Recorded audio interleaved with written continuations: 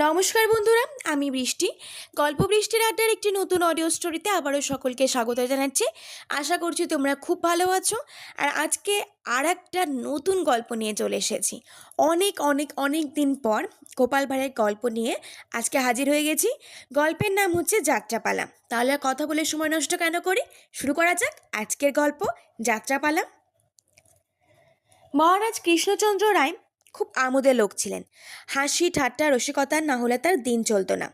গোপাল ভাঁড়ও তাকে আনন্দের মধ্যেই ডুবিয়ে রাখত।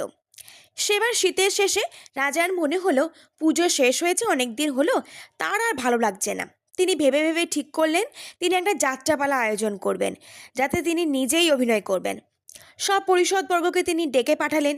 যথারীতি সবাই এলো। অনেক আলোচনা চলল। কাহিনী চরিত্র কিছুতেই ঠিক হলো না। মনের মতো যাত্রাপালার কাহিনী কোথায় পাবেন? অবশেষে গোপাল বলল, আমাদের সভাকবি কাহিনী লিখবেন। কাহিনী লেখা হলো রামায়ণের ওপর। যাত্রাপালা লেখার পর মহারাজের বাগান বাড়িতে মহড়া চলল। অবশেষে এলো যাত্রার দিন। সবাই উপস্থিত, শুধু লক্ষণের চরিত্রের অভিনয়কারী মন্ত্রীমশাই আসছে না। এখন যাত্রা হবে কি করে? গোপাল রক্ষী নিয়ে মন্ত্রীর বাড়ি ছুটল। মন্ত্রীর খুব শরীর খারাপ, মোট কথা তিনি অভিনয় করতে পারবেন না।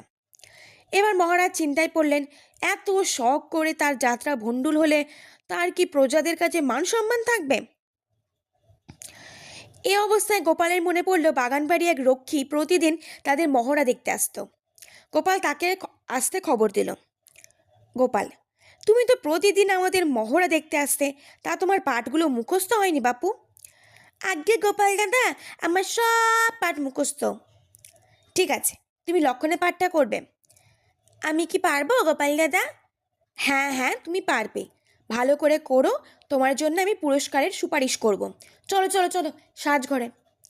তারপর আর কি, যাত্রাপালা জমে উঠল এক্কেবারে। রাজা গোপালকে আর রক্ষীকে বিশেষ পুরস্কার দিলেন। আজকের গল্পটা এখানেই সমাপ্ত হয়ে গেল। আশা করি গল্পটা ভালো লাগবে। ভালো লাগলে লাইক কমেন্ট শেয়ার এবং সাবস্ক্রাইব করতে কিন্তু একদম বলো না। দেখা হচ্ছে আর একটা নতুন গল্পে। ভালো থেকো, সুস্থ থেকো, সাবধানে থেকো, আর এইভাবে আমার পাশে থেকো। বাই।